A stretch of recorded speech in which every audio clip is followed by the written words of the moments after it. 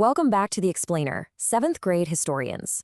Today, we're doing something a little different. We aren't just going to read about history, we're actually going to figure out how to be historical detectives.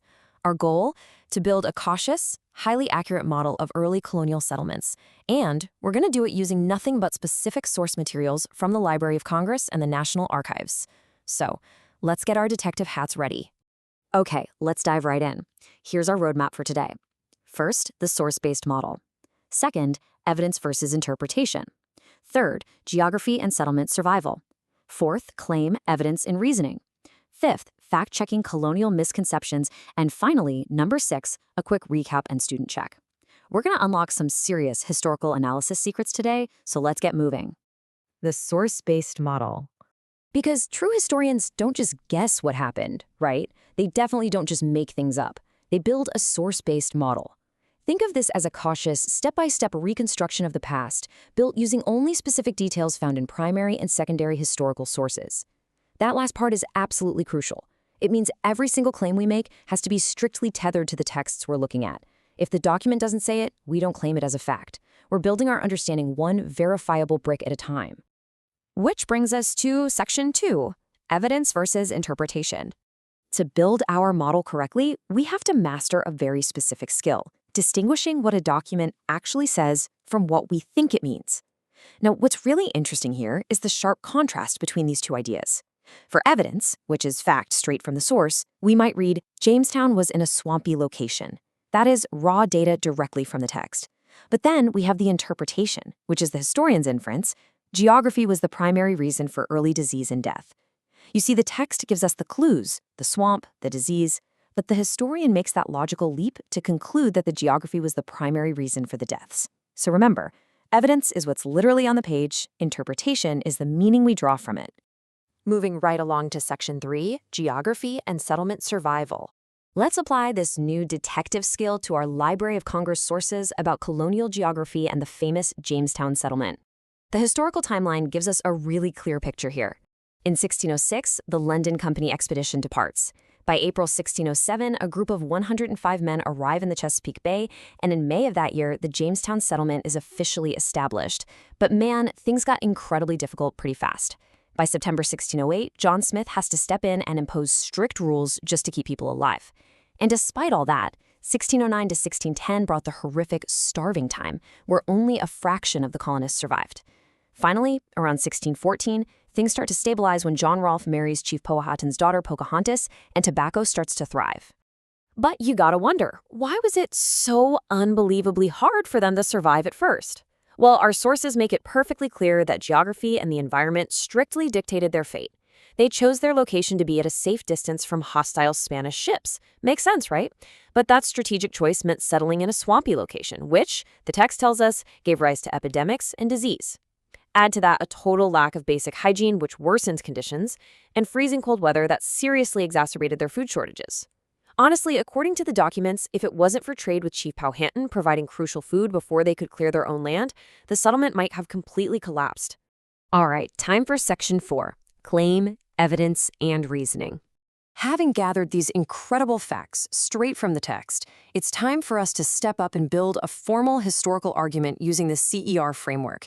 Let's see how this builds a rock-solid case for our 7th grade detectives. It's just 3 simple, powerful steps. Step 1 is the claim. This is your statement or argument about the past. Step 2 is the evidence. These are the specific facts from the sources supporting your claim. And Step 3 is reasoning, the logical explanation connecting your evidence back to the claim. Let's see this in action. Here's a worked claim we've built very cautiously from our Library of Congress sources. Our claim is early Jamestown settlers struggled primarily due to poor geographical choices and the colonists' refusal to perform agricultural labor. Notice how specific that is? We aren't guessing. We are preparing to absolutely prove this statement using our texts. Next up, we need our raw evidence. We look back at the documents and find these exact points.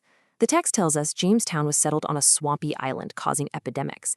It also specifies that out of the 105 original settlers, 35 were gentlemen aristocrats. The source explicitly states these well-heeled colonists refused to do agricultural labor. I mean, who wants to ruin a good pair of shoes in a swamp, right? But seriously, this laziness put the entire food supply in a precarious position. Finally, the text quotes John Smith's strict rule. He who does not work will not eat. Again, not our opinions, these are facts right off the page. So the crucial point is how we tie it all together with our reasoning. Let's look at it. Because the swampy environment naturally spread disease, the colonists needed to work twice as hard to secure food. The aristocrats' refusal to work directly caused the fatal food shortages until strict leadership intervened. The reasoning acts like glue. It perfectly connects our raw evidence, the swarb and those lazy aristocrats, directly back to our original claim that early settlers struggled because of geography and refusal to work. Let's move into Section 5, Fact-Checking Colonial Misconceptions. Now that we know exactly how to build a model from evidence, we're going to use a brilliant source from the National Archives to fact-check a major assumption. Listen to this striking quote from Walt Whitman written back in 1883. "We tacitly abandon ourselves to the notion that our United States have been fashioned from the British Islands only, which is a very great mistake. For the longest time, people just assumed early American colonization was purely a British story, starting and ending with places like Jamestown. But our sources tell a very different, much broader story.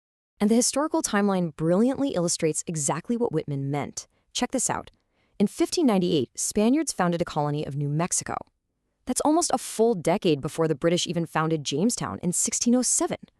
Furthermore, the continent was already populated by diverse native groups, like the Pueblos, who lived in multi-story dwellings for thousands of years and who famously revolted against Spanish exploitation in 1680.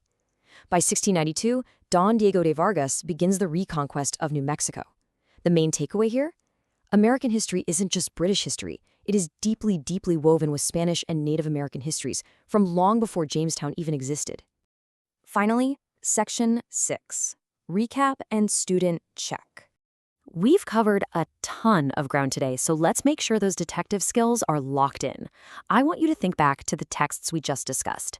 Based only on the provided sources, what specific evidence supports the claim that Native Americans were crucial to Jamestown's early survival? Do you remember the detail? Our source explicitly stated that trade with Chief Powhatan supplied the English with food, which likely prevented the settlement from collapsing altogether before the colonists were even able to clear their own land for agriculture. That is your hard, source-based evidence right there. Let's do a super quick recap of our core takeaways. 1. Source-based models require strict reliance on evidence. 2. Evidence is exactly what the text actually says, while interpretation is our logical inference from it. 3. Whenever you make an argument, use CER, claim, evidence, reasoning, to build it solidly. 4. We proved today that poor geography and the attitudes of aristocrats nearly doomed Jamestown. And 5. We busted the myth that American colonization was only British, recognizing the vast Spanish and Native histories that shaped the continent. You guys have done incredible work today learning how to analyze history just like the pros. But before we wrap up, I want to leave you with a thought that brings our historical detective work right into the present day. If geography, swamps, and the environment shaped the survival of early colonies like Jamestown so dramatically, how much does geography dictate the success or the failure of our modern cities today? Think about where you live, the water, the weather, the natural resources. The past isn't just a bunch of old dates, it's a model for understanding the exact world we live in right now. Keep investigating, and I'll catch you in the next explainer.